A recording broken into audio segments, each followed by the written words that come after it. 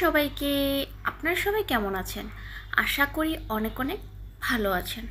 আবারও চলে আসলাম একদম মচমচে মিষ্টি মুরালের একটা রেসিপি নিয়ে। এখন আর মুরলি বাহির থেকে কিনে খেতে হবে না, আপনি একদম ঝটপট সুন্দর একটা পরিবেশে কিন্তু ঘরেই তৈরি করে নিতে পারবেন এই রকম দোকানের মতো পারফেক্ট মুরলির রেসিপি। তো আশা করছি বাকি সব রেসিপির মতো এই রেসিপিটা আপনাদের কাছে ভীষণ ভালো লাগবে। তো এখানে আমি 2 কাপ পরিমাণে ময়দা নিয়ে নিয়েছি। তো ময়দা নেওয়ার পরে পরিমাণ মতো লবণও দিয়ে দিয়েছি। এখন দিয়ে দেব এখানে 3 টেবিল চামচ পরিমাণ মতো তেল। তো দিয়ে ভালো করে ময়দাটাকে একটু মেখে নেব। আমি সম্পূর্ণ ময়দার সাথে খুব সুন্দর করে তেলটাকে মিশিয়ে নিচ্ছি। একটু ভালো করে ডলে ডলে মিশাতে হবে যেন সম্পূর্ণ ময়দাটাই তেলের সাথে এবং লবণের সাথে ভালোভাবে মিশে যায়। তো আমি ভালো করে একটু ডলে ডলে মাখানোর চেষ্টা করছি। তো দেখে বুঝতে পারছেন আমার কিন্তু মাখানো হয়ে গেছে।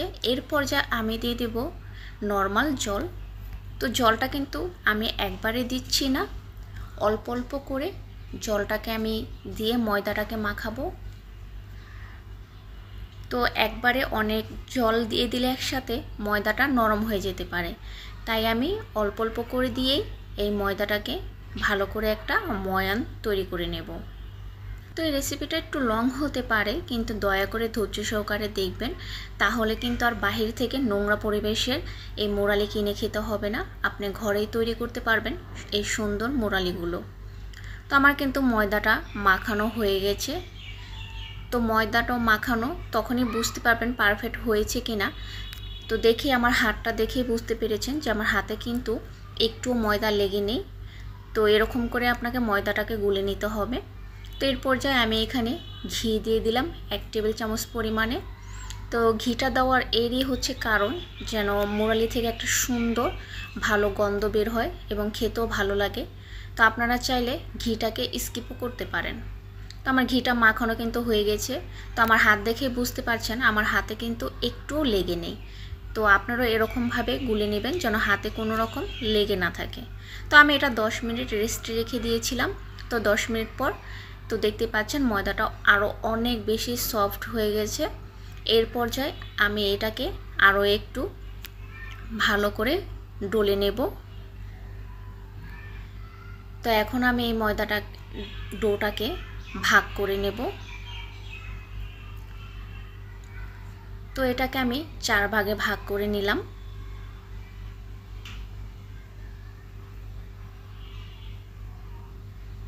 আর ময়দাটা দেখেই বুঝতে পারছেন এটা কতটা সফট, কতটা সুন্দর হয়েছে, হাতও লাগছে না কিন্তু অনেকটাই সফট।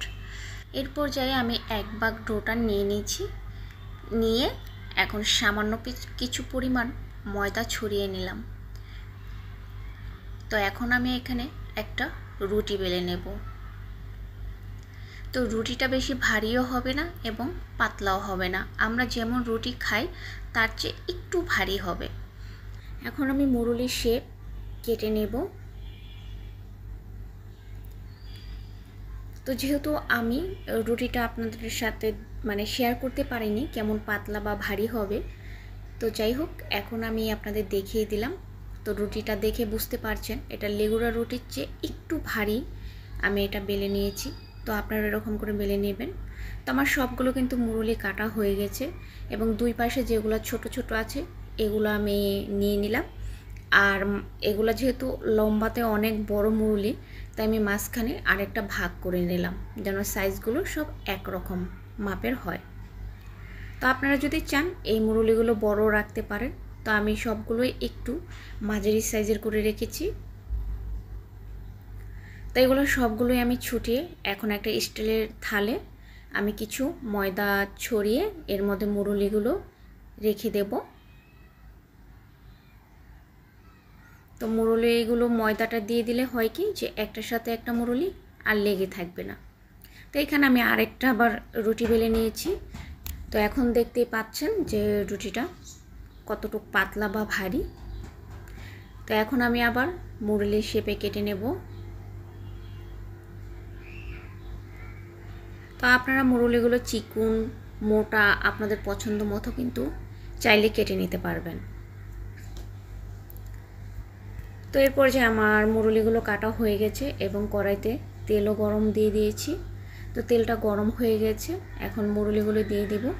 আর অবশ্যই তেলের তাপটা একদম মাঝারি হিটে রাখতে হবে, যেন হাই হিটে না থাকে, তাহলে কিন্তু মুরুলিগুলো কালার চলে আসবে কিন্তু ক্রিস্পি হবে না এবং ভিতরে কিন্তু নরম নরম থেকে যাবে। তাই আপনাকে একটু ধৈর্য সহকারে সময় নিয়ে ভাজতে হবে মুরুলিগুলো। তো আমার প্রত্যেকটা মুরুলি কিন্তু দেখতে পাচ্ছেন উপরে কিন্তু একদম ভেসে উঠে গেছে তেলের উপরে। তো এরকম একটু পর পর আপনাকে মুরুলিগুলো উল্টিয়ে পাল্টে ভাজতে হবে, যেন প্রত্যেকটা মুরুলি খুব সুন্দরভাবে তেলে ভাজা হয়। তো আমি সবগুলো মুরুলি কিন্তু একটু পরপরই উল্টিয়ে পাল্টে ভেজে নিচ্ছি।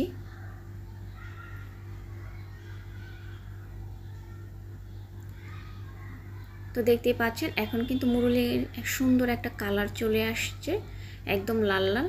তো এরপর যে আমি এটাকে নামিয়ে নিব।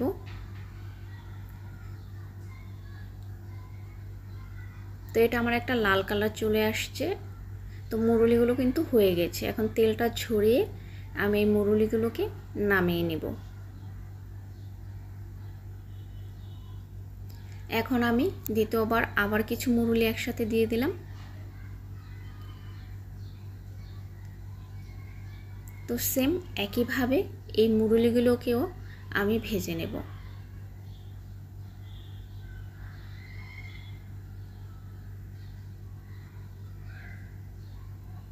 আপনাকে অবশ্যই একটু মিডিয়াম হিটে রেখে কিন্তু এই মুরুলিটি ভাজতে হবে, আর কিছুক্ষণ পরপর উল্টিয়ে পাল্টে এই মুরুলিগুলোকে ভালোভাবে ভেজে নিতে হবে। তো দেখছেন আমার কিন্তু প্রত্যেকটা মুরুলি খুব সুন্দরভাবে ফুলে উঠে গেছে, আর দেখতেও কিন্তু খুব সুন্দর হয়েছে কালারটা। তো এই মুরুলিগুলো কিন্তু আমার হয়ে গেছে। তো এখন আমি এটাকে তেলটা ঝরিয়ে আবার নামিয়ে নেব।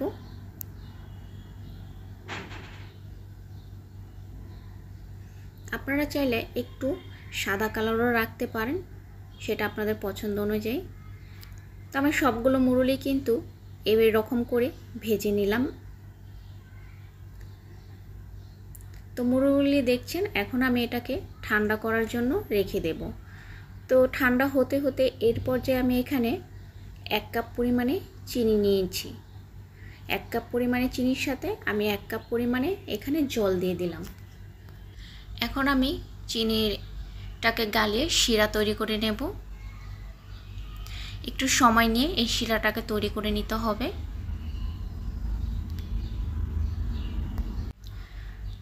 তো আমি এটাকে বারবার একটু নেড়ে দিচ্ছি।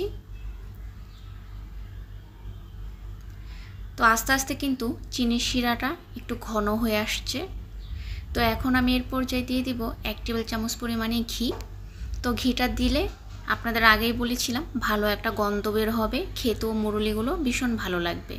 আপনার কাছে মনে হবে যে মুরুলিগুলো সম্পূর্ণটাই আপনি ঘিয়ে তৈরি করেছেন। তো আপনারা যদি না চান ঘিটা নাও দিতে পারেন। তো এখন দেখতে পাচ্ছেন আমি কিন্তু চিনির শিরাটাকে অনেকটাই গাঢ় করে ফেলেছি জাল দিতে দিতে। তো এরকম আপনাদের গাঢ় করে নেবেন। তো এরকম যখন গাঢ় হয়ে যাবে তো এর পর্যায়ে আমি দিয়ে দিব সেই মুরুলিগুলো। তো মুরুলিটা অবশ্যই ঠান্ডা করে দিতে হবে, না হলে কিন্তু একটাও মুচমুচে ভাব আসবে না। তাই মুরুলিগুলোকে ঠান্ডা করে এই শিরাতে ঢালতে হবে। তো এর পর্যায়ে আমি মুরুলিগুলো এই শিরার সাথে ভালো করে মিক্স করে নেব, যেন প্রত্যেকটা মুরুলির গায়েই চিনিগুলো লেগে যায়।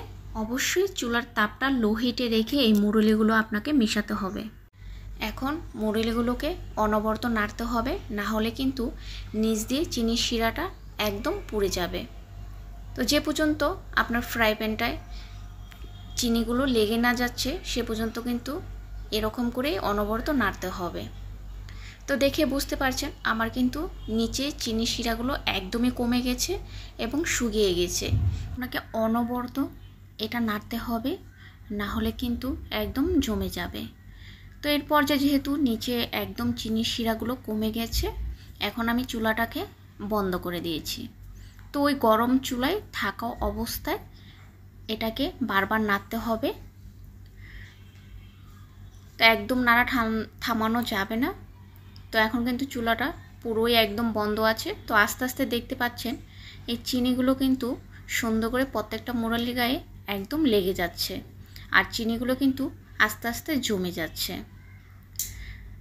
তো দেখেই বুঝতে পারছেন প্রত্যেকটা মুরলি কিন্তু ঝরঝরে ভাব চলে আসছে, আর চিনিগুলো প্রত্যেকটার গায়ে কিন্তু সুন্দরভাবে লেগে যাচ্ছে।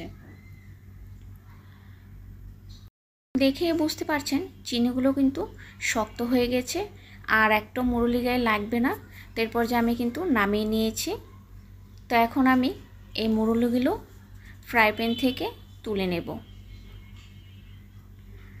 তো তোলার পর দেখতে পাচ্ছেন অবশিষ্ট এই চিনিগুলো রয়ে গেছে।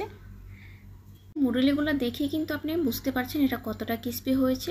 তো আপনি চাইলে 1 থেকে 2 মাস বয়রমে সংগ্রহ করে এই মুরলিগুলো রেখে রেখে খেতে পারেন, এবং 2 থেকে 3 ঘন্টা মতো ঠান্ডা করে কিন্তু এটা পরিবেশন করলে পুরো রেজাল্টটা মুরলির পেয়ে যাবেন। তো আজকের রেসিপিটা যদি ভালো লাগে অবশ্যই লাইক শেয়ার করবেন, কমেন্ট করে আপনাদের মতামতগুলো জানাবেন।